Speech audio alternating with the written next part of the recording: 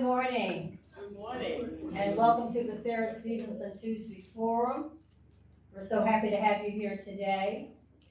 I'm Jackie Edwards Walton, one of the conveners of the Sarah Stevenson Tuesday Forum. And we have the other co-facilitator, Laura McClay. We also have a facilitator, Mary Johns, and Natalie McAlrath. We have our musician, Thomas Moore, our scribe and tech savvy one, Steve Johnston, and the others are not here right now. What we're going to do is we're going to open up with prayer. Good morning. On the way in this morning, like I do most mornings if I'm going out, it's the time I turn the radio off and I have the time to reflect. And on the way in this morning, it made me think about a situation that happened 70 years ago in Montgomery, Alabama, where they were wrestling with the transportation issue back then, but it was different circumstances.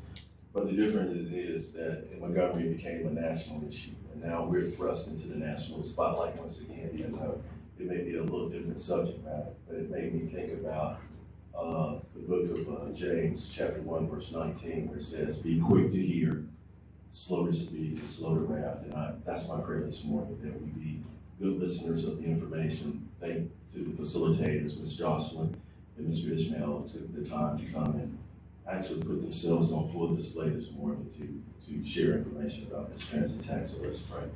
Dear Heavenly Father, Lord, we just thank you for this opportunity once again to come together as a community to conduct the affairs of our city, Lord. We are thankful to those that thought it not robbery to give their time to come out this morning. Lord, we ask that the discussions that are held this morning will be fruitful, produce good fruit, Lord, and it will be for the betterment of our community. Thank you, Lord, for the speakers that offer themselves up to public display this morning.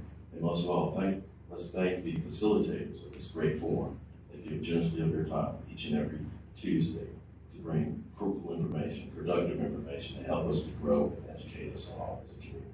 This is my prayer. In Jesus' name we pray. Amen.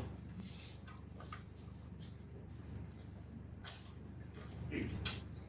For those who may not know, the Tuesday Forum, we meet about more than 45 times a year. We've been meeting for more than 45 years.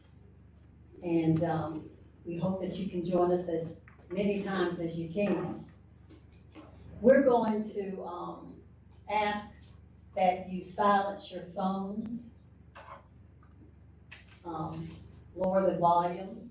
The only time you may need them is if you're timing yourself when you speak. We're going to do this a little differently today in that we will have our two speakers, Jocelyn Jones-Nolley with the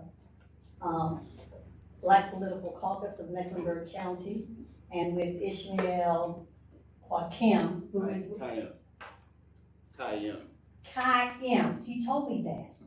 Qaiyim, who's with the Housing Justice Coalition here in Mecklenburg County.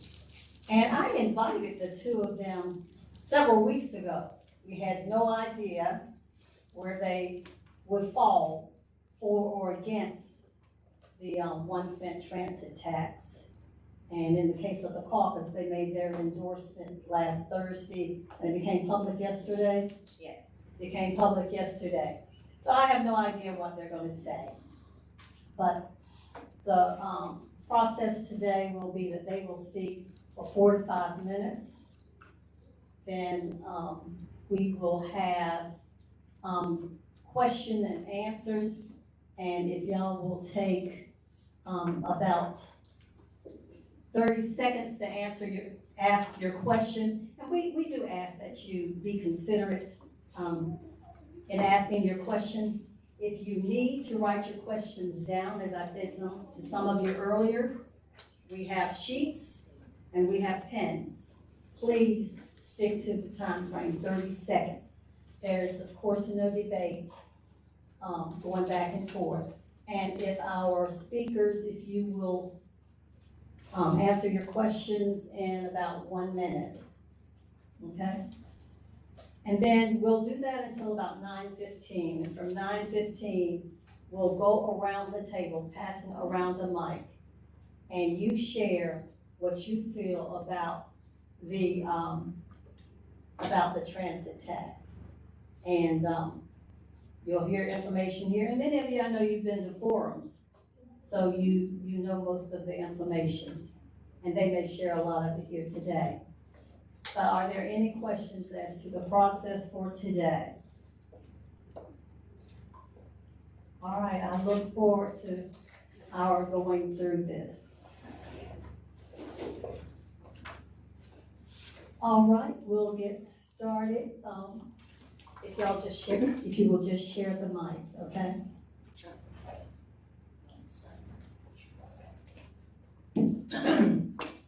Good morning. My name is Jocelyn Jones-Nolley, and I am the chairperson of the Black Political Caucus of Charlotte-Mecklenburg. My goal here today is to help you understand how our organization came to our decision. I will not be able to share some of the details that happened in our meeting because I am a huge advocate of what happens at my house stays in my house. And so there are some things that help, that we discuss as a body that I will have to keep confidential. There are several members, I look around, I see several members of the organization here in this room. So I want to thank you for being a member of the caucus and all of the work that you do to move us forward. I don't profess to be an expert on the referendum. I, like yourselves, have been to many presentations. I have seen discussions in both for the referendum and against the referendum.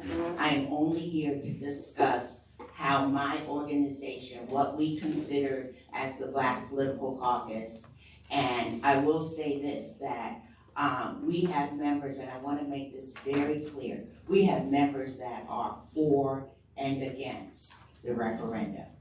However, I am here speaking on behalf of the collective body of the organization that voted to support the referendum. So I say all that to say to kind of level the playing field, to have you understand who I am and what I'm here to discuss. So again, I will not inflict my personal opinion because I don't do that as the chair of an organization. I serve at the will of the body, and that is who I represent today. Okay, so I'll let you introduce yourself. Hello. First and foremost, I just want to say it's an honor to be here and to be invited to speak at the forum, and I really mean that from the bottom of my heart. My name is Ismaail Qaiyim. I am a core member of the Housing Justice Coalition. We are an organization here in Charlotte dedicated to the realization of housing as a human right. That means that we are concerned with displacement, with gentrification, and the disappearance of historically African American and also working class communities. I myself grew up here in Charlotte. I went to Harvard University High School. I am a practicing attorney, and my practice also involves a lot of issues of housing and civil litigation. But again, I look forward to a fruitful conversation, and it is from our position as the Housing Justice Coalition, we are against this referendum, and we strongly urge all of you to vote against it as well. Thank you. We, in the caucus, we had a special ad hoc committee that reviewed the referendum, and they came up with six pillars that we thought were important to our organization. And our approach was simple. We had 6 pillars that we came to consensus with the folks in the committee. We had questions about our pillars, we needed answers, and we received answers. We presented our questions to business and civic leaders and our elected officials. Our first question was around education and workforce alignment. We wanted to know, how will the transit expansion be aligned with CMS?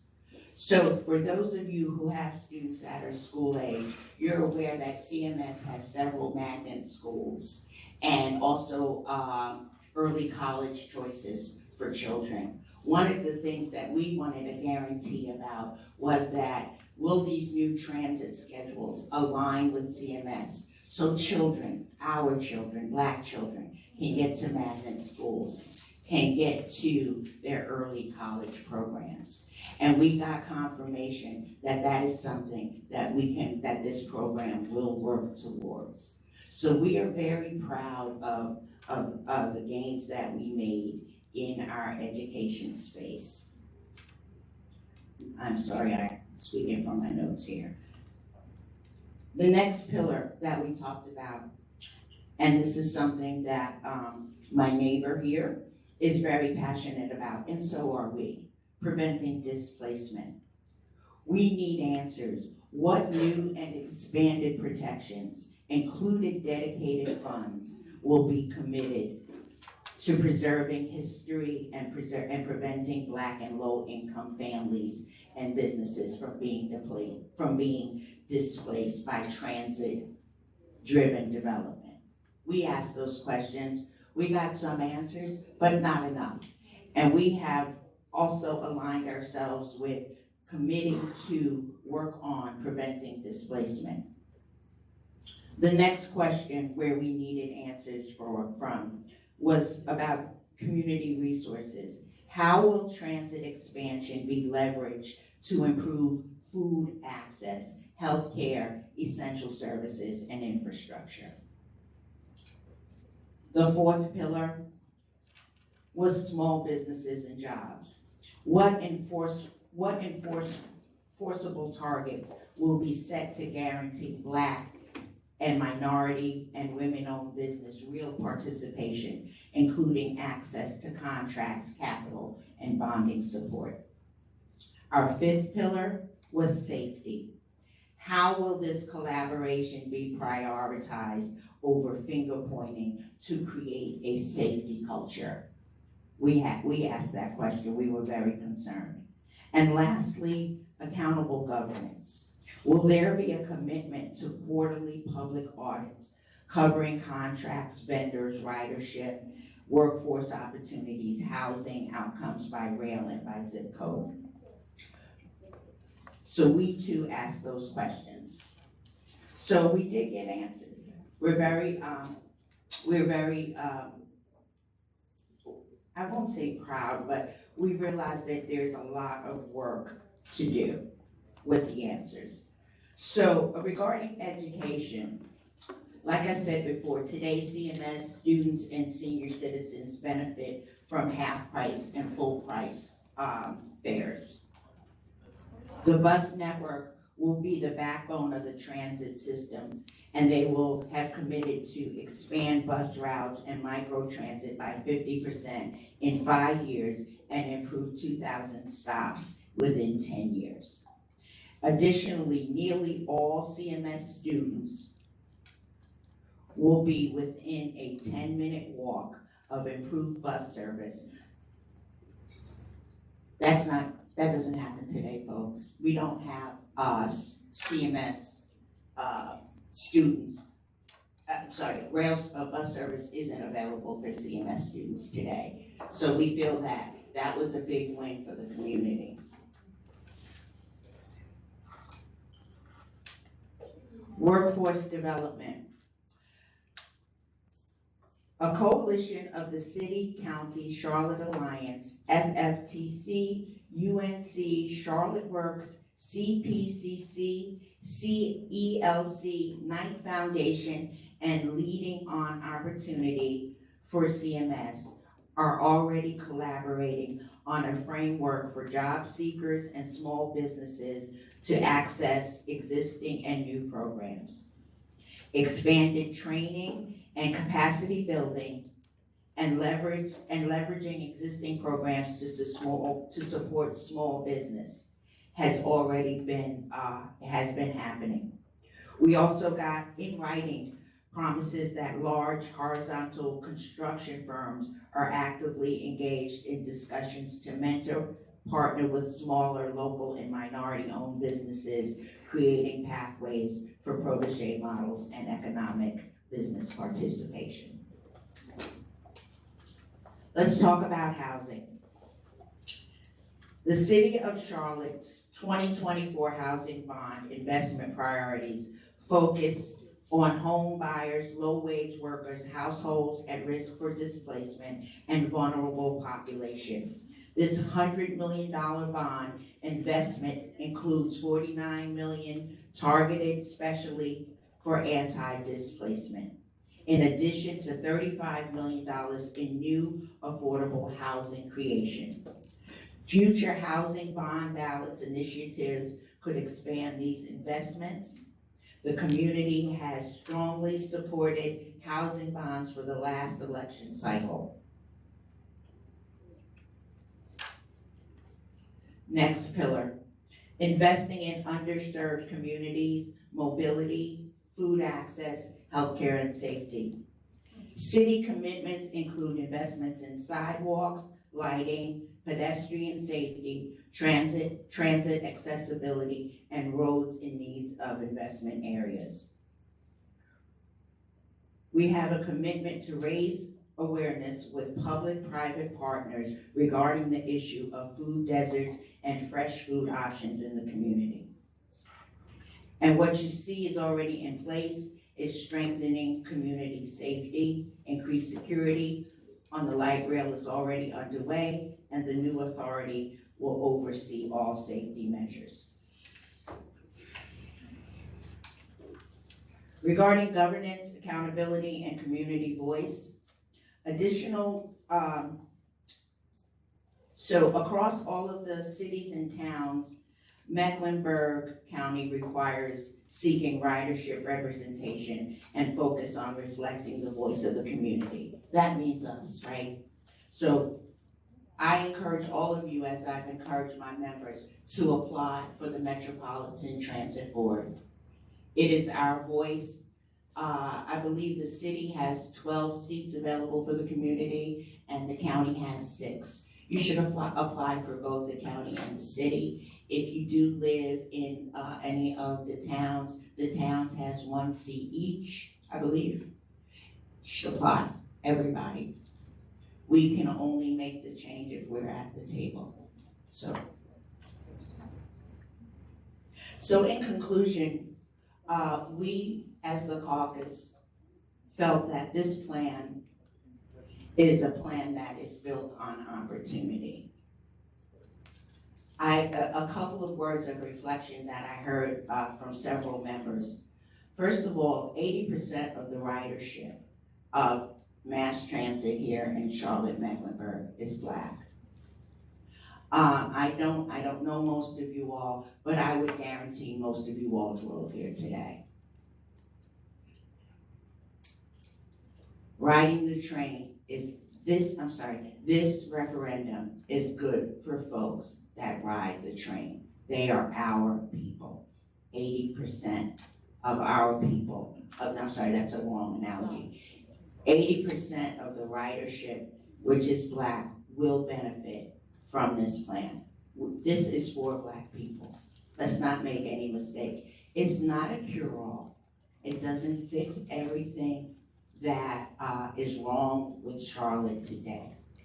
But it is a start, and it gives people an opportunity to move out of their corridor for better education, for better jobs, for better health care. I'm a New Yorker. I moved to Charlotte 20 years ago. And I was able to get out of my Brooklyn hood because of mass transit, right? I was able to get on the train, a little girl from Bed-Stuy, Brooklyn, and walk down Fifth Avenue. I was supposed to be in school, but that's another story, right? But I was able to see the Gucci store, the this store, the that store. I was able to go to better doctors in Manhattan. So, and that's just a point of personal reflection. And so I'll turn it over to my colleague. Thank you, I appreciate it. Great. So, again, for the Housing Justice Coalition, it is our position that we are against the transit plan and the 1% sales tax increase. And the fundamental reason, I would say, our fundamental argument that we would like to make to you today is that this really isn't a transit plan. This is a plan for real estate development, capital investment, and economic development, disguised as a transit plan. Looking at the way in which this will operate, looking at the 1-cent sales tax, who it will impact, looking at, again, the authority that this plan will create, and actually piecing apart some of the details of the plan in terms of what it proposes, how it proposes to improve transit, we believe ultimately that it's going to result in displacement and it's going to turbocharge gentrification. But ultimately, I don't think the plan actually is what is being presented to the public. I think the plan, like many things, is about capital investment and economic development and such. So we'll get into some of those things, and I'll sort of walk you through why we've arrived at this particular conclusion. So first of all, just a little bit about the plan. The referendum proposes a 1-cent sales tax increase. It is a regressive tax, meaning that it hits everybody the same way. So the people that ride the bus, the people that rely on the transit system the most, 80% of Black people, are the people that will pay the most disproportionately for this. This is a tax on clothes, prepared food, toys, entertainment, and motels. When you look at it, it's a 1-cent increase, but when you look at effectively the tax increase, I believe it's about a 14.2% increase overall. This amounts to about $240 a year on average. Also, one aspect about the plan is that if the plan is based on the PAVE Act, which is the state act that creates the new transit authority and requires the 1-cent sales tax increase. No construction of new rail service, meaning the Silver Line, Gold Line, can start until the Red Line is 50% complete. That's actually mentioned in the actual act. So those of you who've been following the Red Line, going up to the north, Huntersville, know that there's a lot of work left to be done on the Red Line. So we're talking about their promises of improved transit and access, but this is something that will take years and years and years to actually happen under a best case scenario. So getting into it, why this plan will cause displacement and turbocharge gentrification. So first of all, we have to talk a little bit about who the authors of the PAVE Act are. It's Larry Shaheen and Ned Curran. If any of you know who Larry Shaheen and Ned Curran are, Larry Shaheen is a real estate lawyer and a GOP strategist, and Ned Curran is a real estate developer, former real estate developer. They both have ties to the Real Estate Building Industry Coalition, and I would also say the Charlotte Regional Business Alliance, which has put about $3 million into a PR campaign to get people to vote for this tax referendum. So we need to know who the people actually writing this and putting this language together actually are and what their economic interests are. We know that for many of the people who are in this room have been a part of past we could call them community struggles against the developer lobby, pushing for affordable housing, pushing for community-driven development. And so we don't believe that a plan that's authored by these particular people is going to be in the interest, particularly of Black working class people. The PAVE Act, which creates the sales tax referendum, when it came about, community advocates pushed for anti-displacement dollars and anti-displacement measures to be included in the PAVE Act. The final version of the bill excludes that. Again, this is a deliberate policy choice that's being made at the state level. So that, I think, again, tells you what this is really about and whose interests it ultimately will serve. This plan, even in the best case scenario, given what I said about the Red Line, will expand railways, which will result in increased luxury development, like along the Blue Line. So, you have the Red Line, it's going to go north, you have the Silver Line, which is in West Charlotte. And so, just a few, we all know the story of the Blue Line kind of as a quote unquote a lost chance, but in reality it wasn't a lost chance. It did exactly what it was intended to do, which was to, again, generate economic profit, economic investment, development, and we know the end result of that. So from 2010 to 2020, the blue line saw a 51% increase in the white population, kind of along the blue line. And then from 2010 to 2020, in certain areas it's even worse. In the Wilmore neighborhood, the white population increased by about 220%. The black population decreased by about 40%. So we see, I mean, we talk about transit and we talk about, like development, but we know that transit, of course, is tied to economic investment, which, based on the way things have been done up until now, maybe suddenly it'll be different, has resulted in the displacement of historically African American communities. Excuse me. And so I think that speaks to the concerns about gentrification. I think the next issue that we have is that there's an issue of transparency in that this plan creates a new transit authority that that we believe will not be accountable to citizens. And so the reason we say that, okay, so right now there currently is a Metropolitan Transit Authority which is entirely made up of elected officials. Whatever is said, we know that the new transit authority will not entirely be made up of elected officials, but will be made up of appointees. Now, we kind of have to look at what the process of appointment looks like. Certainly people can apply, but I think based on how we know Charlotte operates, and again, the authors of this plan, and I think the intent behind this plan, I think it's very likely that the business development interests will likely dominate the transit authority. And I think there's also just a broader question of the transit authority being accountable in terms of its decision making. Under the payback, the transit authority will control 60% of the revenue that would be generated from the sales tax, from the 1 cent increase. It would also be in charge of decision making around investment and these particular things and making decisions around transit. There will be the creation of a separate police force that would be accountable to this particular transit authority.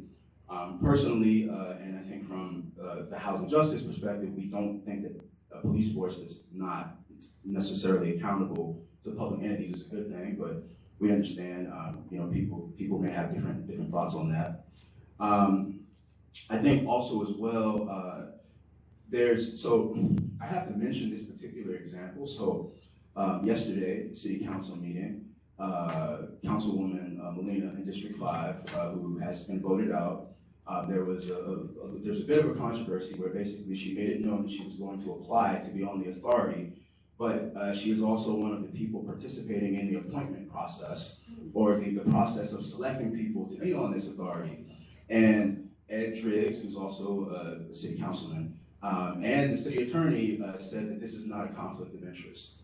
Now, I raise this example to show you what's written on paper versus how this actually will work in the real world, in terms of who can be on this authority and issues of accountability. I just think that this is something we really have to look at and pay attention to. And I don't think this really bodes well for this entire process and what's being proposed in this particular sales tax referendum. And I think there's also just a general note in terms of how this process has happened up until now. It's come from the payback, and it's largely been rubber stamped by the county commissioners. But there hasn't, at least up until now, there hasn't really been a lot, I think, of transparency and discussion around this process, and really for communities to be able to understand what this is really going to do. Because this transit authority transit authority for transit will more or less be taken away from municipalities, or the municipalities will delegate a lot of that authority to this transit authority. So for instance, if you have communities that want community benefits, say along the Silver Line, or along other proposed projects within this plan, I think it'll be much harder for communities to be able to advocate and push for that. Because at the end of the day, the decision will be left to this authority. And we believe that it'll likely, the sort of business community will likely have an over-representation on this particular authority. So the last thing is that I think we have to also look at what the plan actually promises to deliver for communities. And I think that, and I think we want to acknowledge that, of course, expansion of bus shelters, reducing wait times, all of those things are very, very good things. But the first thing I would say is that, number one, we don't necessarily need this particular sales tax increase, and this particular plan to be able to do that. The city does have the ability to do that in other ways, which I'll get into. But the first thing is microtransit. So yes, microtransit, I think, is something that will be beneficial in a lot of ways, but microtransit is very expensive. And so once this plan, I think there's a commitment to increase it within 5 years, but once this really starts, like the money to continue microtransit has to be there, it has to be found somewhere, and you need some sort of either state subsidy or an increased federal subsidy. By the way, this plan requires like a 22%, I think, federal subsidy. That's not guaranteed, but it's promised if the sales tax is adopted. But in order to continue microtransit, you would need basically some other source of funding for it because it is very expensive. So I think that also raises the question of where that money comes from ultimately. I suspect that what that means is down the line, the fares will likely have to be increased. And I think this is actually in line with New York City, with the MTA, and the way in which fares, anybody takes a subway knows that fares have continually increased. So I think the other thing is that, of course, right now, it is a good thing to have 15-minute wait times, but one issue is that because over time stops have decreased in areas with high ridership in historically Black neighborhoods, what that means is more of the stops are along the main thoroughfares. And so people basically will have a longer walk time in order to be able to get to the areas where they would be able to access microtransit. And I think my understanding is microtransit in a lot of ways will operate like a rideshare program. So it's like you have different people, So you don't really know necessarily what your commute time will be, but regardless of what the benefits of it are, I think there's a question of sustainability with the way it's written now. And so I think also, and again, another issue is when we look at the way in which the Silver Line would actually run. So the Silver Line won't actually go all the way to the airport as far as we know based on the proposed plans. It would go very close and you would still have to take a bus or take some sort of shuttle to be able to get there. I think another issue is that you don't have like a central kind of station in downtown Charlotte that would be constructed. If I'm wrong on this, anybody just correct me. So the reason I bring these particular examples up, particularly in reference to transit, is because I think if you're trying to build an integrated transit system, I went to law school in New York, this is what I went to CUNY actually, so it's like, if you're trying to build an integrated transit system, you want to be able to connect Center City and downtown to the airport, and you want to be able to connect it to different neighborhoods. But I think when you look at this particular plan, I don't think it actually accomplishes that. So again, it begs the question, well, what is this ultimately really about? So again, for us, looking at all of these things and taking these factors into consideration, we believe that this is a plan that is for big business and by big business. We believe that it is being advertised to the public as something that it really is not. And we believe that ultimately, this is another example of African American communities in Charlotte being asked to vote for something that is going to cause our own displacement and our loss of access to the city, as we've seen with the Blue Line, as we've seen with other things in the past. So based on that, we urge you to vote against the sales tax increase, and we really want the city to go back to the drawing board, maybe consider a quarter sales tax increase to maybe effectuate the changes that we need and the improvement to buses, because that's going to benefit the most people. And like Braxton Winston in an interview with Joe Bruno kind of talked about that and how that could happen. So I just want to say that there are alternatives, but we just don't believe that this is it for these reasons. Thank you. So, just can I say a few things? No rebuttal. Oh, no rebuttal, okay. Let me ask, how many questions do we have? Because we indicated we'd go until 9:15. 1, 2. Shamir, was your hand up? No. 2. We have 2 questions. All right, we can go with that 9:15 time. Ken, and then I saw another hand. I'm sorry that I was late and didn't get your name, but in all of my experience and years of coverage and observation of variety of bonds and so forth, this is the most extensive, the most in-depth, reasonable and rational opposition that I've ever heard presented in Charlotte-Mecklenburg about anything. So my question to you is, based on the strength of what you have presented here today, would you and the caucus or any other people, including former mayors, current mayors, or others, be willing to entertain a formal debate on this issue? I can answer from the caucus perspective. So, at this time, so the Black Political Caucus is a get out the vote organization, as you all well know, right? And we are in the height of our endorsement process. So we have other work that we have to do. We've made a decision as a body, and we are for the endorsement.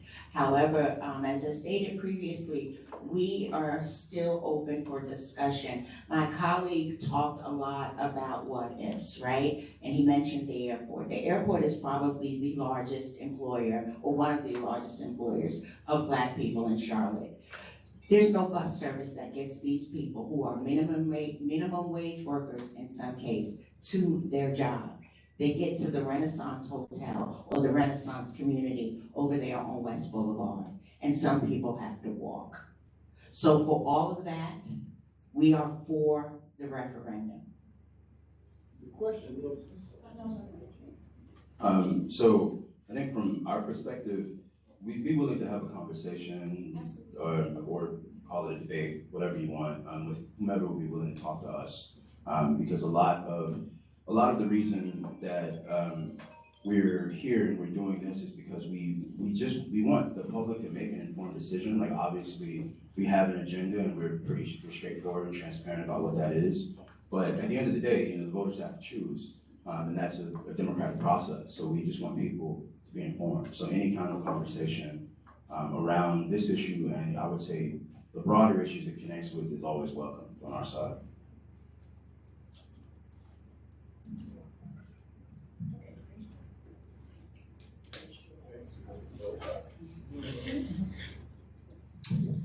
Okay, here we go. First of all, thank you guys for being here. I know this is a real contentious issue, and there are lots of good, valid points that have been made. I am against this whole transit tax. If you heard anything I've said before, I do not think this is for Charlotte, even the Black people in Charlotte.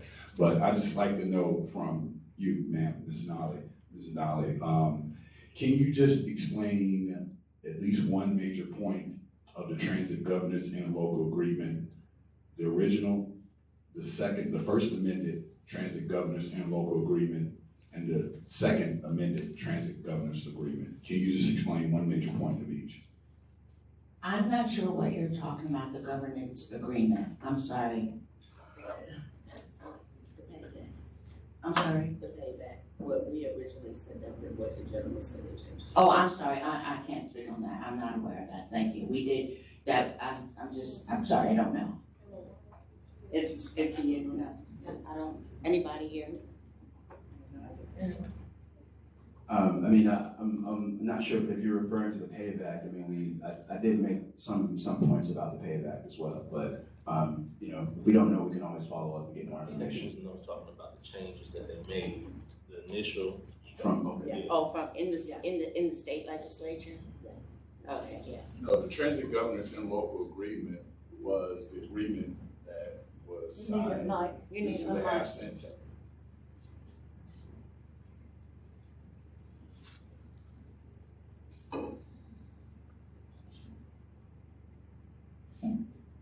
So back in 1999, when the half-cent tax referendum came up for transportation for Mecklenburg County, that was approved. As a result of that approval, the transit governance interlocal agreement was signed by the mayors of the counties of Mecklenburg, and of course, the chairperson of the Mecklenburg County Board of Commission.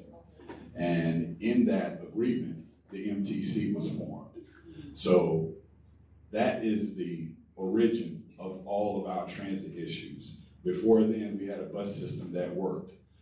In that agreement, the governance of Charlotte Transit, which it was known back then, was given over to this MTC. So for the past 26 years, the governance or management of Charlotte Area Transit, which the name changed then, has been under the MTC. So any problems or successes have been on the MTC. And the fact that the Black Political Caucus has no idea what the Transit Governance Interlocal Agreement is of concern. Because if we don't know our history, and I'm sure everyone in here understands that if you don't know your history, you are doomed to repeat it. And this, to me, because of what you just answered, this seems to me like a redo of what's going to happen. You're entitled to your opinion, sir. In all fairness, Ray, I am the chair of the organization. This work is done in committee. I don't know if they discussed that, but it was not a part of their decision-making factor here. So that's unfair. That's an unfair statement. It is, because that was not considered in our decision-making factor. And I'm sorry, we didn't discuss that, and I'm not aware of that. But I'm happy to do the research and come back to you with an answer. But you seem very well versed in it, so. Okay, thank you so much. We don't have any other questions. Yes, ma'am. I would like to just respond to the gentleman, but I can talk. Yes, you can, and we'll give you 1 minute, okay? Thank you. Good to have you here. Thank you. This is It's on. It's on. Introduce yourself, Representative. Thank you all.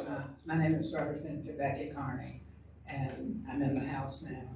Just to say my colleague is here too. Do what? Okay.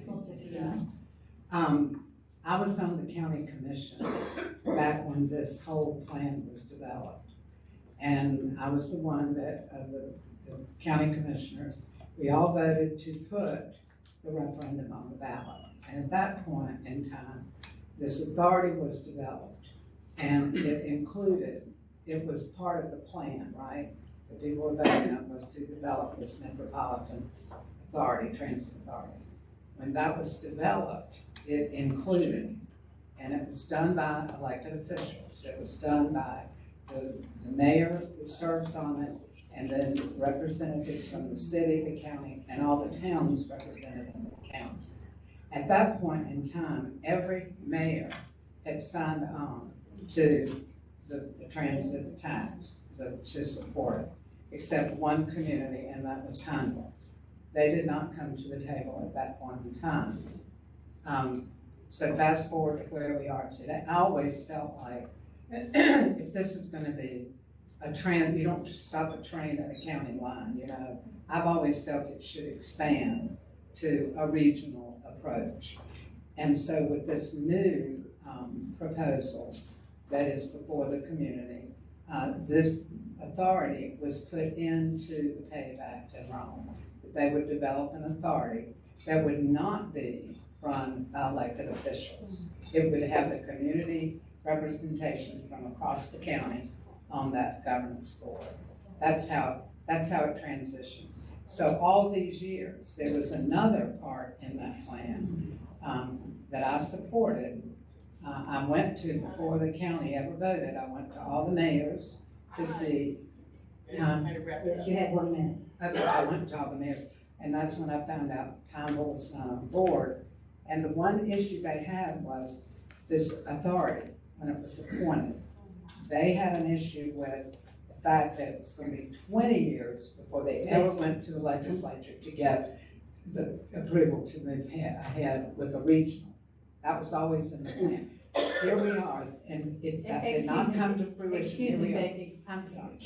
Can y'all probably do this offline? But we're here 30 years later, and we're finally getting a regional authority option for the county community. It's hard to wrap it up. I'm glad Thank you so much.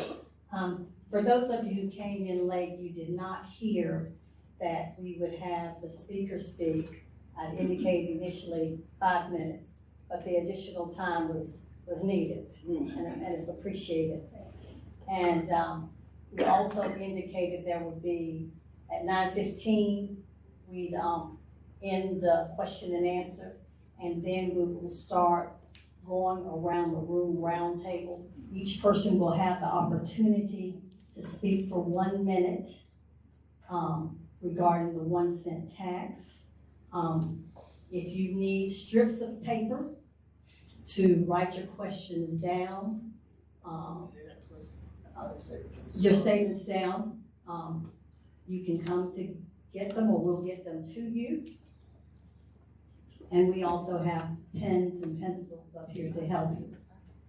I also want to let you know that 70 persons, if this referendum passed, 70 persons have already applied to be on this board. So we're going to start on this side. You have 1 minute. If you have your phones, you can time yourselves. Otherwise, we will call the time on. Thank you. Sorry, I'm Kimberly Owens. I'm running for Charlotte City Council in District 6. My comments will be brief. I will simply say that I am going to be voting for it.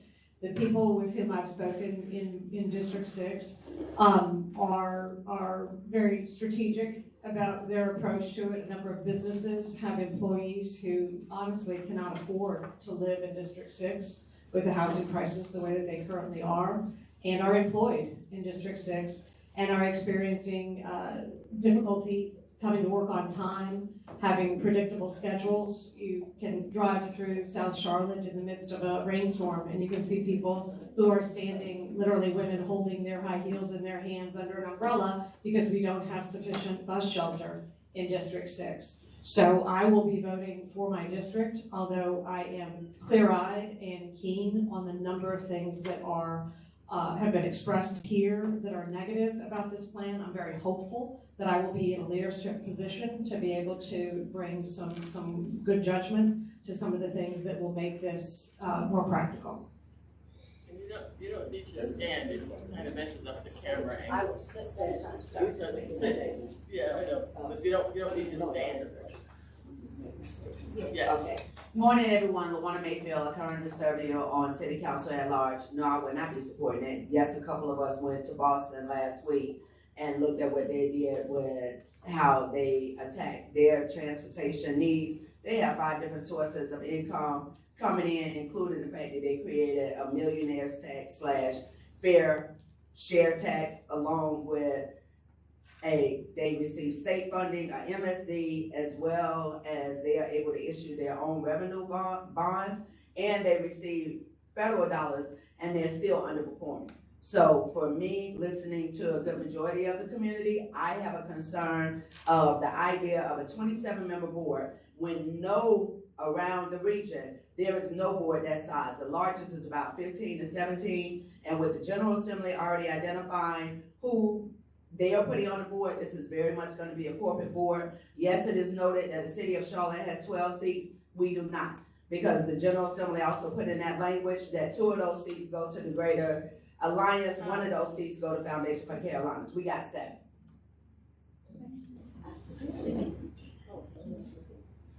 I pass.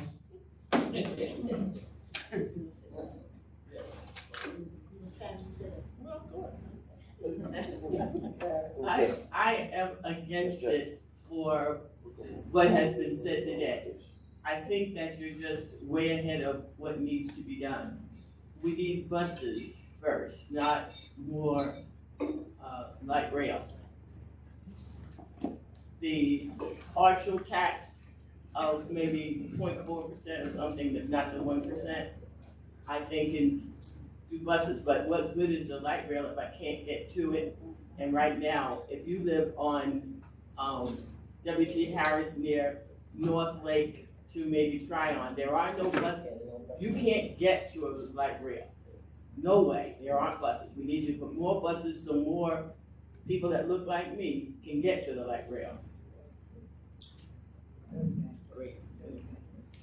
Good morning, I'm Representative Julia Greenfield, and I'm serving my first term in the state legislature. And I voted in the state legislature to make sure that this referendum was on the ballot, because I believe that you all need to have a voice. And I am still deciding. I'm still doing homework. I'm still asking questions. I'm still listening, which is why I'm here today. And I'm still trying to make up my mind. I lean towards supporting it because I believe it hopefully is a first step in a very growing city and a growing county that can move us in the right direction, but it is certainly not perfect. So I'm still in that decision process, but I really appreciate you guys being here and sharing your thoughts and representing your community. Thank you. I'm just gonna add a quick, Emma. Just another quick comment. I voted in Raleigh to put this on the ballot.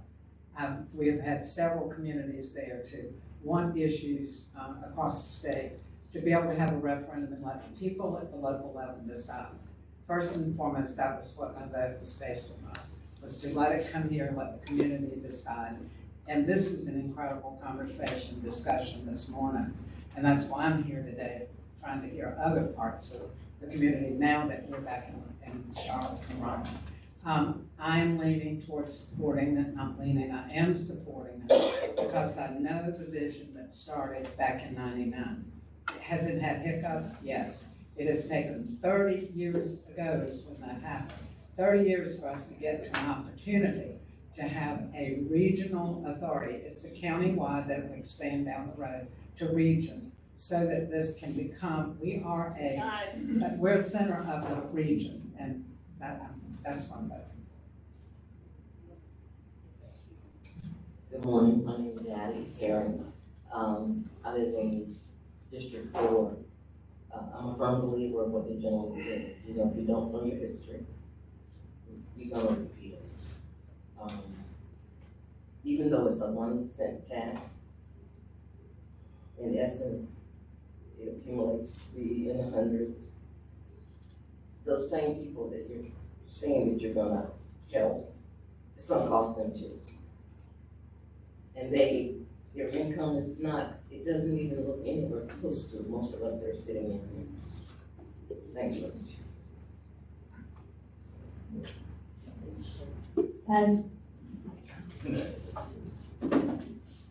I'm Carrie Nelson. I am definitely still working on a decision. I think that transportation is extremely important in a city like Charlotte, growing city. But there are problems, and I think I am not versed on how the committee will be chosen, so that is a concern I have as well. Good morning. I'm Darnell Ivory. I'm going to be all over the place in 1 minute, but I ride the bus, and there is some wait time. And I'm a senior citizen, so I get the discount passes as well. But in the process of also driving, you know, other things have to be fixed. Potholes, poor conditions of our roads are littered, covered in trash. Bus stops, shelters, depends on where you live, what kind of shelters provided. On my street, this street, there is no place to sit, so the people sit on top of the trash cans as they wait for the bus. But along Vegasford Road and Trade Street, where the light rail runs, they do have very nice shelters, but sometimes they're inundated with people who are homeless, and those shelters aren't maintained like they should be. This morning, I was at the airport, 4 o'clock this morning, dropping off friends. I saw one of those employees walking to work along that 85-77 ramp that I was about to take. Good morning. I'm Ricky Hall, community leader in the West Boulevard Corridor area that would be certainly impacted by the Silver Line. We've already been impacted by the Blue Line. And I would say that we have not waited for the notion of displacement to bring forth the need for a area-specific anti-displacement strategy. And I would certainly hope that the community would take a look at that as a starting point to say, yes, this needs to be included in this transit plan before we even get to an implementation standpoint. And that's my comment. I pass. Good morning, I'm Rachel Baker. I have been a transit attorney for years. In fact, I was, and I'm no longer, an attorney for CATS. And one of the things I wanted to say was, to be clear, transit is really important, but I will say this referendum does have its issues, but what I wanted to offer for consideration is rail, I think, really has to be a strategy for long-term growth, for long-term management of population growth. And what you end up doing, the longer something takes, is you end up prohibiting rail just based on price prohibitions. You end up with additional condemnations. You end up making it so that rail that would have otherwise happened can no longer. And maybe it's worth it. Maybe in your considerations it's worth it. But I just wanted to offer that. Good morning. Robin Evans, the unaffiliated candidate running in the Charlotte City Council District 3 race. My stance on this issue has been evolving as I've been participating in many conversations. I want to thank Ismaail for his comments today because it's given me a fuller view of my stance and my position. I am leaning to no. I think that we need to have a conversation on living wages and anti-displacement measures, as Ricky Hall mentioned here. So those are my concerns and why I'm leaning toward a no. Good morning, I'm Louise Woods, and I've always supported the transit, but I just have some pretty clear questions to be answered before I can decide how to go. So I'm just going to have a few questions, just hanging out there. How will we know that it isn't just a planning state transportation funds? It's one of my biggest concerns. The state continues to take away from the county, and not y'all, it's not your fault, but we have to do with the legislature. How will we have any assurance that the present silver line and the gold line that go east will actually ever be considered in this? We know we're guaranteed that half of the line going north, and it's needed, but half of it will be done. There are no guarantees that I can hear otherwise. How will we know that it will go directly to the airport about the concerns we expressed? Will it have regional financial support? Again, I support regional, but if we're paying for it, yeah. Hard no. My name is Gerald Patton, I live in District 5. I guess my biggest issue now at this point is that the plan continues to somewhat change. I know there's a big issue now over safety, and now we're hearing about the transit police. I'm confused about what they're going to take out of the plan if we're going to have to fund a transit police authority at this point. The other concern I have is regarding the 15-minute bus rides. To me, it seems like we're putting more traffic on the streets with additional buses if they're coming every 15 minutes in some of these high traffic areas. So those are my concerns. Good morning, Leonard Martin. Policy and messaging are key, and I'm happy that, in fact, we have heard that 1 cent is not the proper message, that we're talking about 1%, and what the effective rate of taxation will be is critical, and it should be included in this discussion. Worked in Atlanta, lived in Atlanta, Washington, D.C. as a part of my work with the federal government and state government, and I found from the Center for Civic Innovation just 3 items to share. Accountability and oversight are critical. You must ensure equitable distribution of funds to avoid the project delays. Comprehensive planning is essential, and equitable delivery prevents social harm. This equitable spending that should be happening cannot in any way disadvantage poor and socioeconomically disadvantaged communities. Good morning. My name is Sharon Bodrick. I do not have a confirmed decision. I came here actually to gather information, and right now, to be honest, my head is kind of spinning. But I will definitely make a decision before I leave here. And I thank you all very much for your information and for the discussion. I just want to say a couple of things. History, ignorance, and who are we really looking out for, okay? History. If we don't know our history, we're doomed to repeat. I respect if you've only been here 20 years. You need to go back a little further and get caught up. Ignorance. Just be honest with everyone. If you have not read the PAVE Act, if you have not read the Transit Governance Interlocal Agreement, then you need to read it in order to have an informed opinion. There's no way about it, okay? Because it's all there. The third thing, who are we really looking out for? I've heard that this is for Black people. I've heard that this is for Charlotte.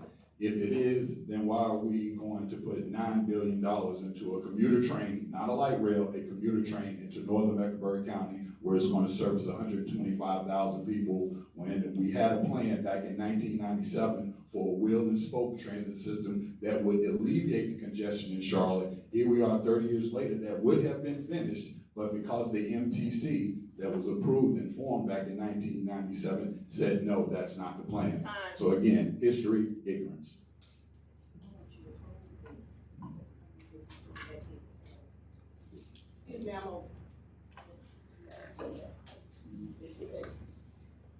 Good morning. Good morning. Two things can be true at the same time, and thank you both for your presentation. I'm a yes but, and I've been very consistent for the last year and a half.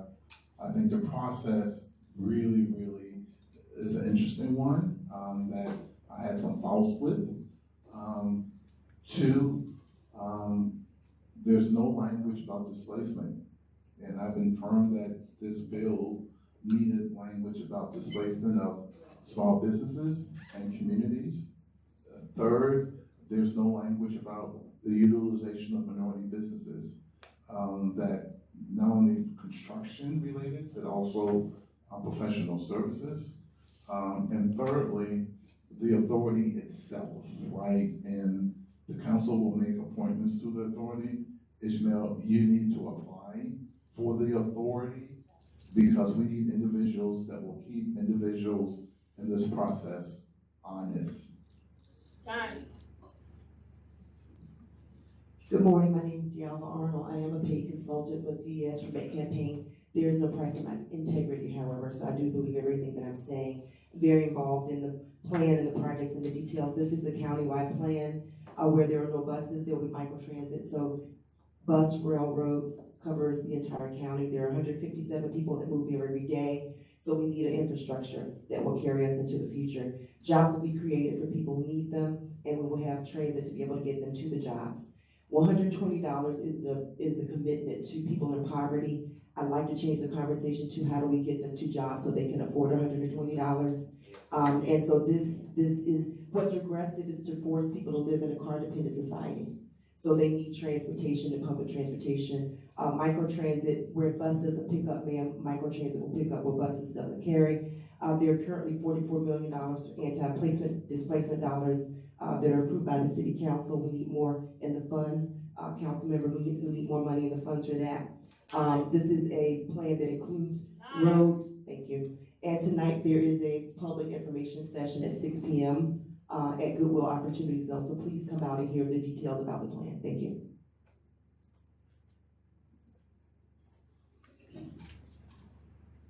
Doug Jones, I am in support of the plan. It's imperfect, but I come from DC. I've spent time in Atlanta, and if we continue to wait, what do we do? Hi, my name is April Lewis. I'm basically in the middle. I'm just trying to get more information, but I do have a lot of concerns about anything dealing with anti-displacement or the lack of, and gentrification. As being a housing justice organizer, I can see both sides of this issue, but I also know someone not having a home to be able to go to is a very big issue, in not having funds, or with these funds so-called allotted to displacement. What are the organizations that are going to use it? What is the plan of access for it? What are the tenant protections that's going to make sure that my job is not hard when we actually have this in place? Because yes, we need transportation, but we also need somewhere to live to well that we can afford, as well as a living income. And I think there's more work that can be done, so I'm trying to learn more about it. How's it going? Rob Yates. I'm the Libertarian Party candidate for mayor of Charlotte. I'm adamantly opposed to this. The party is adamantly opposed. We will be recommending to all of our members to vote against. If something costs $7.50 today and $8.50 tomorrow, the dollar increase, it's a 14% increase. This is not a 1% increase, it is a 14% increase. The people that this will affect are the ones who can least afford it. Right now, we're in a near hyperinflationary environment. Life has gotten so expensive, and we're just taking money from people who don't have it. That's a guarantee. All of the upsides of the plan are promises. We're betting, we're hoping. So we can hope that somehow, this works, given the history of transportation initiatives in Charlotte. I'm less hopeful. Or we could know that we're gonna take money out of pockets from people who can't afford it. Good morning, everyone. I'm Desmond Wiggin, local business owner. Grew up in Charlotte, so over the last 35 years have been able to see it evolve. Also have exposure internationally in just initiatives like this. And I just had a few points. Obviously, just trying to make sure that we see both sides of the table, understanding the consequences of decisions on both sides of the table as well, how that affects productivity and the involvement of the city, and also the impact on generations of the future.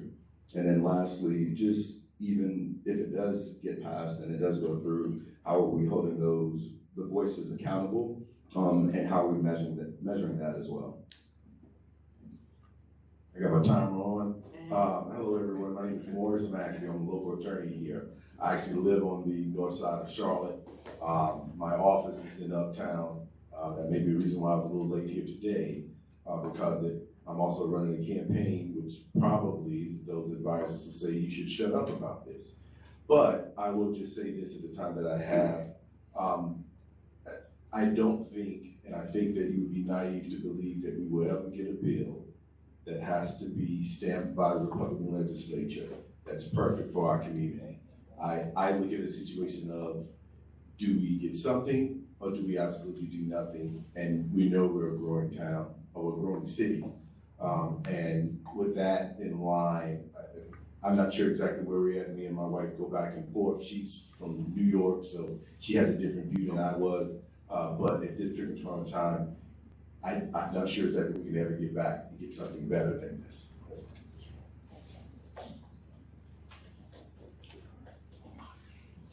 Good morning, Lawrence Brinson, and I'm not here to try to persuade anybody which way to vote, but I do want to caution people as we have these conversations to think about how we refer to residents in Huntersville, Davidson, or Cornelius. Everyone in those areas do not live on the lake. And I just need people to understand that when they have these conversations. Think about the people that were around what used to be Torrance-Final High School, Ada Jenkins, Pottstown. So just be considerate of how we talk to or talk about residents in the northern part of Mecklenburg County, because they really are cut off. So just consider that for the conversations.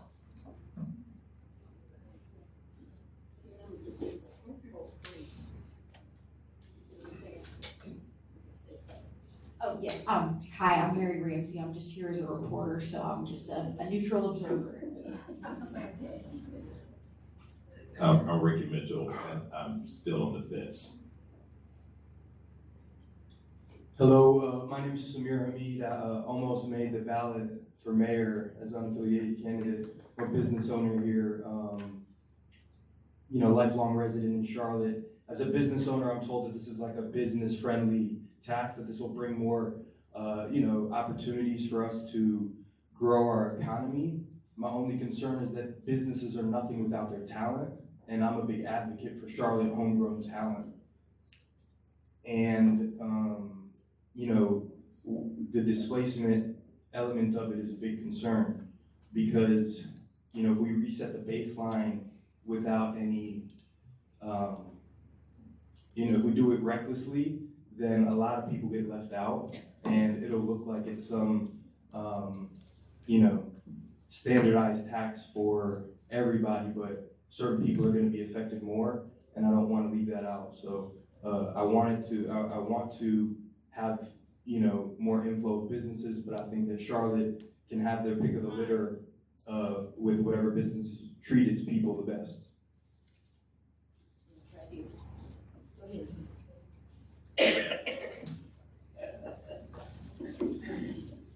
From the White House to the outhouse, the political climate suggests that a lot of that blue sky and BS that you all are talking about, how it's going to affect people, is just that blue sky, because a lot of it is not going to be guaranteed.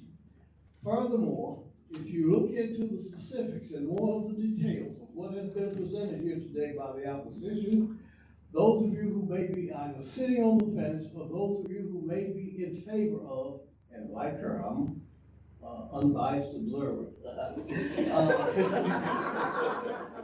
I suggest that you go back and rethink your positions, but more importantly, call for and insist upon a debate wherein he has an opportunity to present to the electorate what he has presented here today.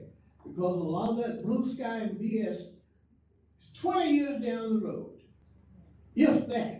So please consider the fact that we need more in-depth discussion about this.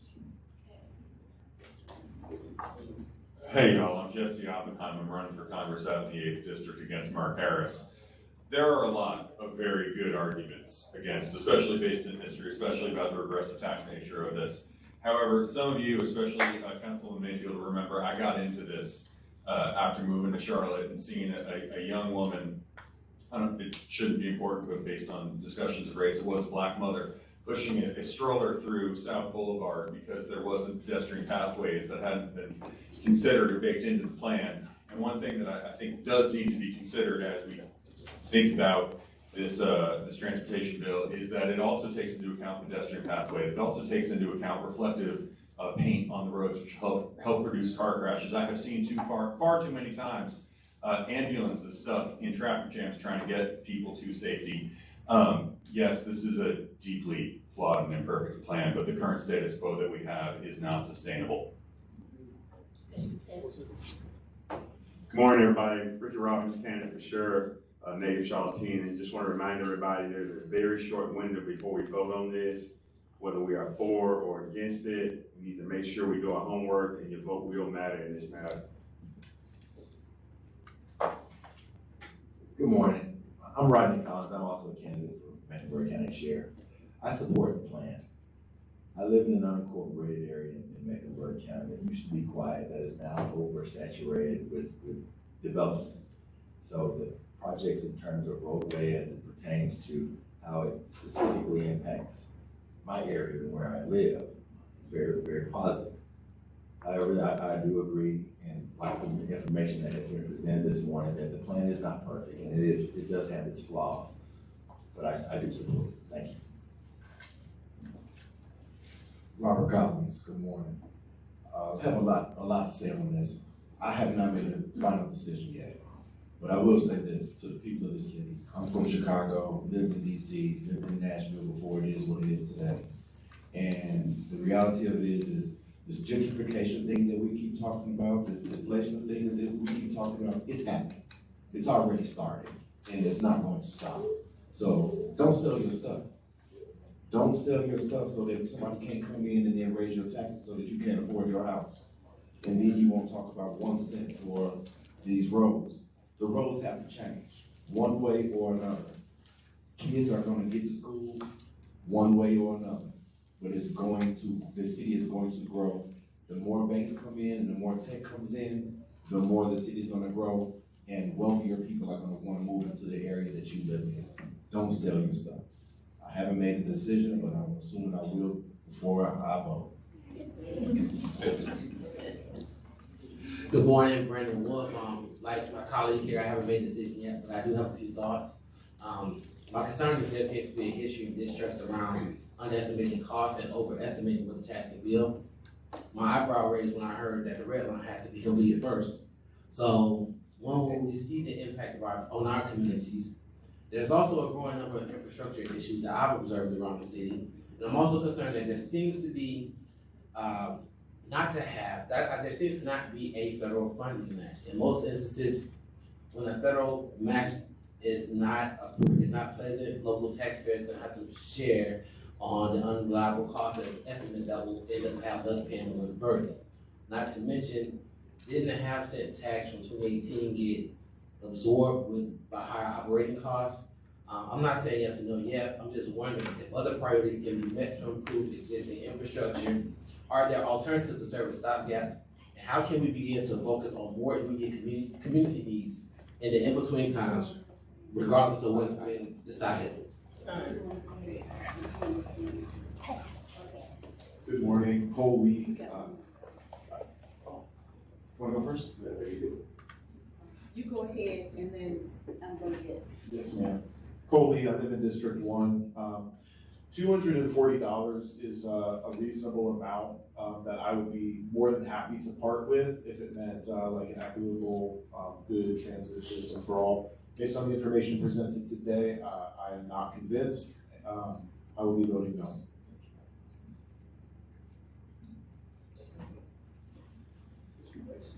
I'm Thomas Moore. Oh, what a beautiful morning. I am going to pass, but I have enjoyed the debate. Mary. Okay. You can pick those two pass? Yes. All right. Good morning. My name is Gary Young, for those who do not know. As a Charlotte native, the transit tax the transit plan is necessary. I think everything this brother stated is the way it's rolled out. We talk about the adverse effect it's going to have on Black people, but look at your city, look at your leadership. You have Black leaders. So who should you really be holding accountable for the board, just everything that occurs? We have some leaders who actually work at the behest of their constituents, return calls, touch base with them.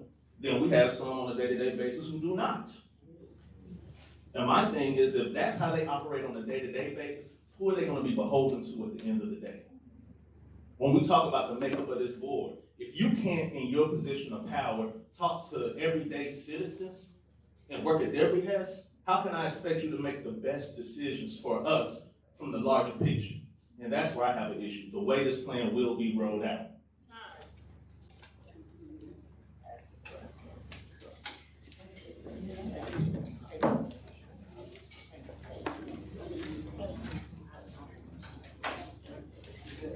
I am in support of it. I'm for it. I am at a point where I hate driving in the city. And as I do drive through the city, I see no shelters at the bus stops. I don't even see a cement pad in many of the stops. I'm encouraged by the micro transit and that if I do need to use public transportation, I can get there, but I am in support.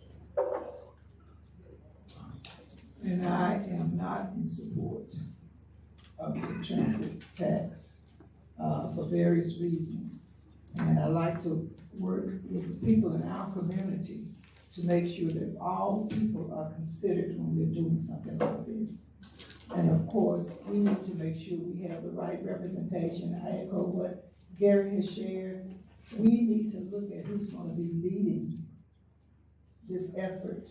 And if we don't have that adequate representation that's going to make this happen, then we'll be left behind, as we have had to be left behind in years past.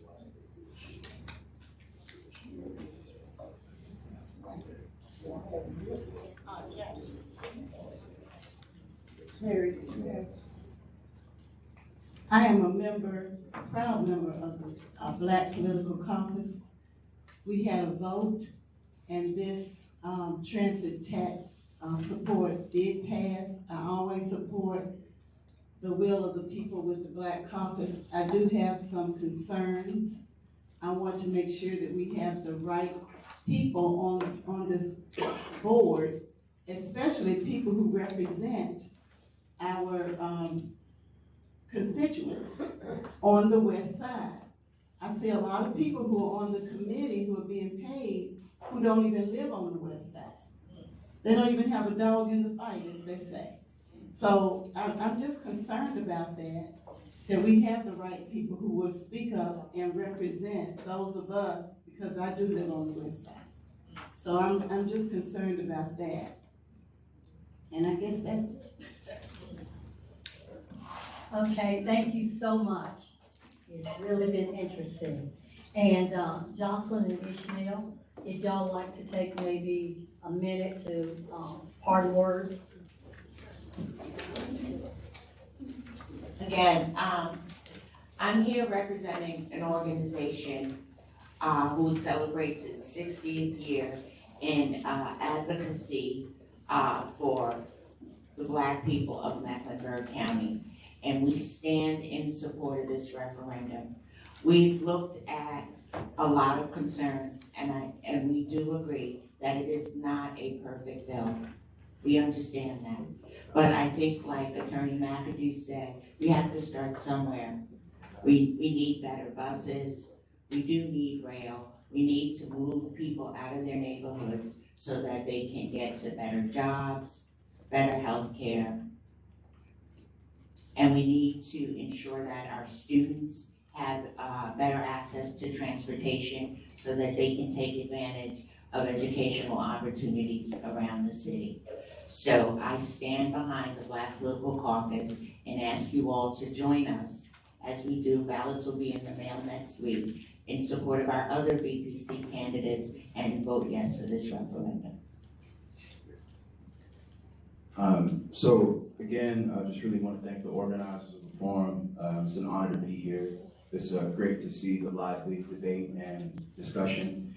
I would just, there was one thing technical thing I wanted to mention, that the appointees for the Transit Authority have to have demonstrated experience in areas of law, finance, engineering, public transit, urban planning, logistics, government, architecture, or economic development. So I think that's a critical detail. And there's no requirement or stipulation for people that actually ride the bus or use transit as a necessity day to day to be on the board. But with that being said, I really think this comes down to, there are a lot of issues, accountability, what's been done in the past, history, the regressive tax, how it's going to impact the community, what's the reality of life in Charlotte, particularly for the Black community. I would say that, again, this is not a transit plan, but this is really a plan for economic development and capital investment in basically the few remaining Black parts of the city. Thank you. Thank you so much, Jocelyn and Ismaail. We appreciate you being here today. Right now, we are going to, let me mention. We should thank her. Absolutely.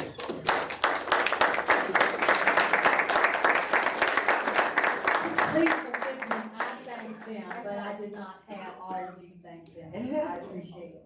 I will now move toward making just a few announcements. If you'll just take 1 minute to make those announcements. The deadline to apply for this board is next Monday, the 13th, in case it should pass. And again, as many of you as possible, please go on and apply, since there are 70 persons who've already applied. And we want to vote, early voting, starting on the 16th next week.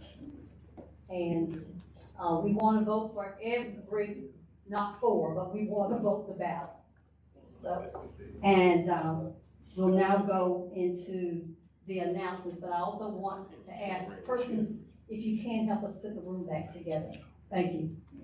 Okay, I'm gonna go this way so I'm Yes, ma'am. Good morning. I have two brief announcements. First, you should have received a flyer regarding a quarterly meeting with CMS partnership. And basically, everyone knows how important our children are. And we have guest speaker Maurice Green, who is our state superintendent. Please sign up to attend that. And you need to RSVP by October 14th. There will be, we will be serving lunch. It will start at noon.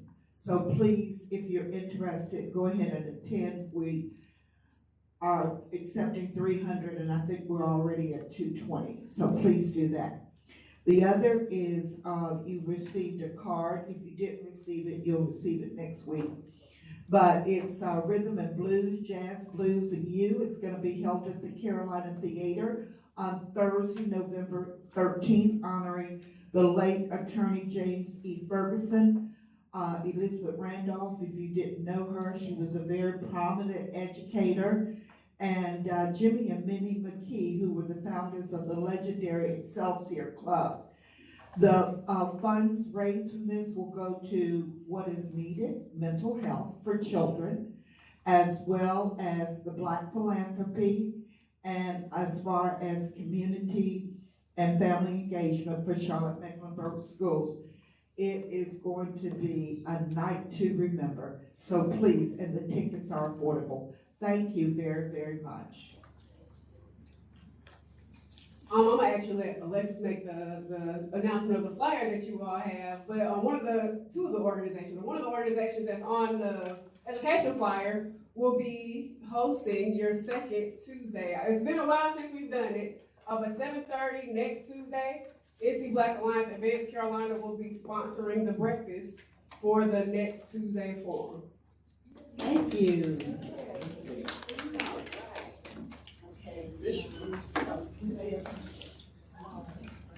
So if you guys are receiving the flyer that says you are invited, it has a bunch of yellow on it. That is our big education summit this Saturday. My name is Alexis, and I work for the North Carolina Association of Educators.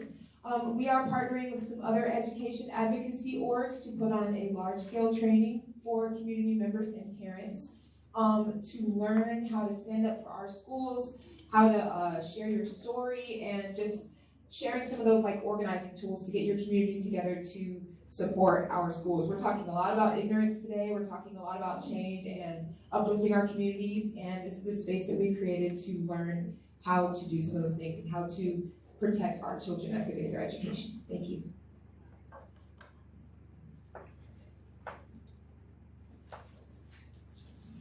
Good morning again. I invite you to join me this coming Sunday at 10 o'clock at Greater Bethel AME Church. I will be the keynote speaker delivering the Sunday worship sermon. So the title is The Way Forward, and many of you wanted me to ask more about the book, and so I'll be speaking Sunday at 10 a.m. at Greater Bethel AME Church. I would love each of you to come join me and join the church congregation as we worship together. Thank you. The plaza? Yes.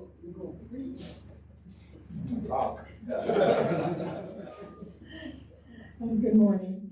I'm Louise Woods, and I don't see any of the flyers here today, but I have, there's a resolution from North State, North Carolina, from League of Women Voters and 20 plus other organizations came together, a resolution in support of public schools, paying our teachers sufficiently, and supporting our students.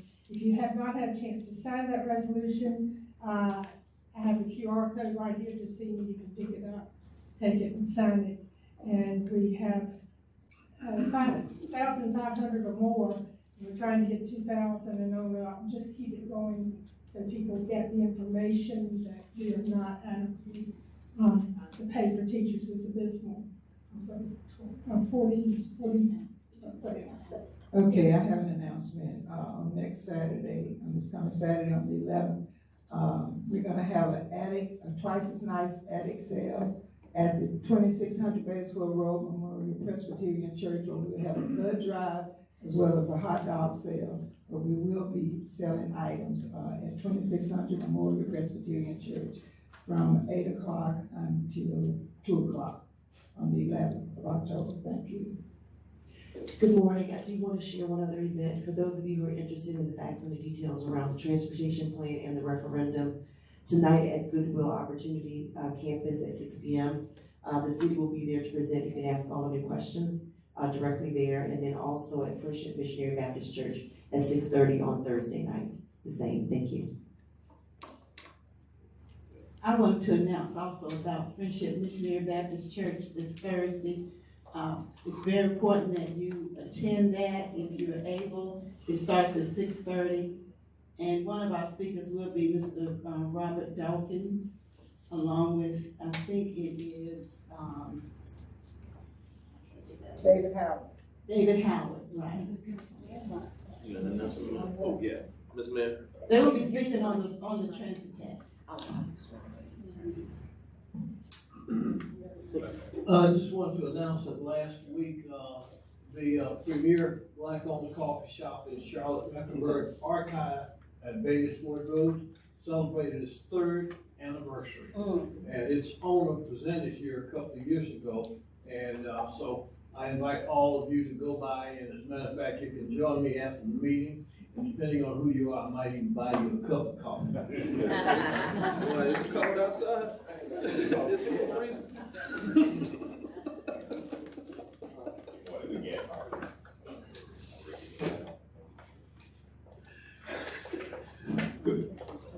Good morning again. I'm Ricky Mitchell. And on October the 19th, the International Minority Coalition is having a gala at 1610 Allegheny. And we would love for you all to come out and support. And because we've had, our mission is we're stronger together. We have 14 coalition countries that are members of the IMC. So if you want to really get your message out, come out and meet and greet and have some food and fun. We look forward to seeing you all. Thank you. The thing that's on the top of my mind is that the idea that what's happening in occupied Palestine is a 3,000-year battle is just a bold-faced lie. It's a 77-year illegal occupation of an indigenous land, and we're watching the real-life, live-streamed erasure of that people and that culture. In the future, over 700,000 kids are missing school for the 3rd year in a row this year. There's an intentional destruction of the culture and the future of Palestine, and we're being marketed a bunch of nonsense about nonsense. So again, we're watching a live stream genocide, and especially any politician that won't call it that is a coward.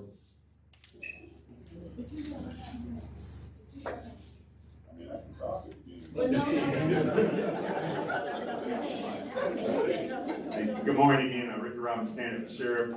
Everybody knows that I'm having an open brief meet tonight at Mallet Creek Recreational Center on Johnson Naylor Road at 6 p.m. and you're all welcome to attend. Thank you.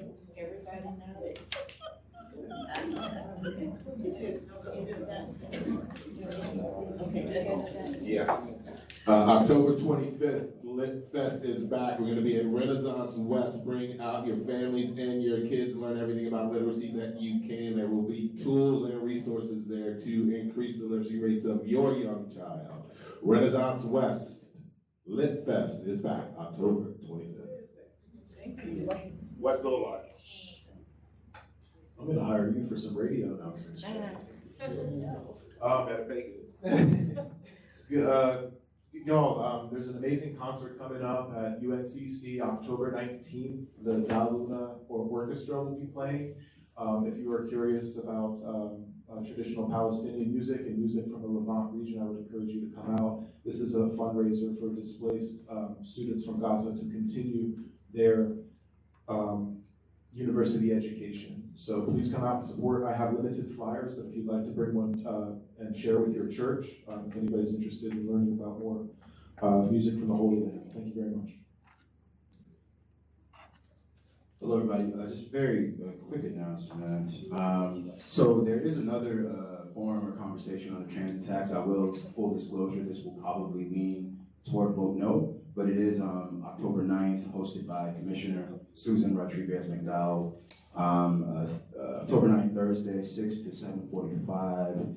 I'm trying to remember where this is, where it is. Let me see here. I think it might be at the Matthews Town Hall. So it's trying to make the address come out. Well, I'll tell you what, we'll come back to you. All right. Okay, we'll come back. It's always. Send it to Steve. Okay, I am asking all of you within the sound of my voice who are eligible to come join us in the Black Political Caucus. If you are concerned whether we know our history or how we come to our endorsements, if you want to be a part of the premier African-American organization in Charlotte, in Mecklenburg County, and probably in the state, please join us in 2026. Memberships, our current memberships expire in December. We're offering membership, I guess if you will, deals right now to join us and become a member and have your membership extend into the 2026 year. We have work to do with this referendum and more. So email us. Here we go. Email us and join us. Thank you. Yeah, you have my information. I just wanted to share the address. So it's going to be Christ the King Church, which is 13501 South Triumph Street, I believe. Yeah, but I'll send it out. Thank you. Thank you so much for coming today, and I'd like to announce that on the next Tuesday, where we're going to start the early morning breakfast at 7:30, our speakers will be the at-large candidates for City Council and Valeda Fullwood. Valeda will be doing the 5-minute after. But we look forward to seeing you. Thank you so much for coming, as I said. And please help us put the tables and chairs back together. Thank you. Have a great week.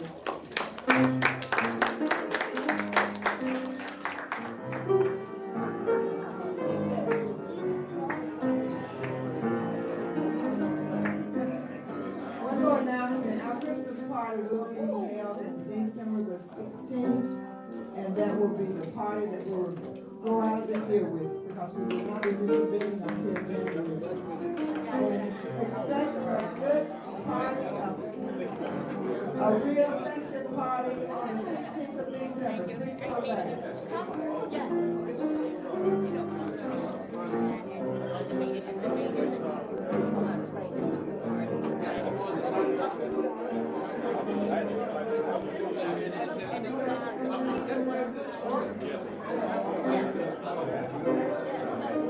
Yeah.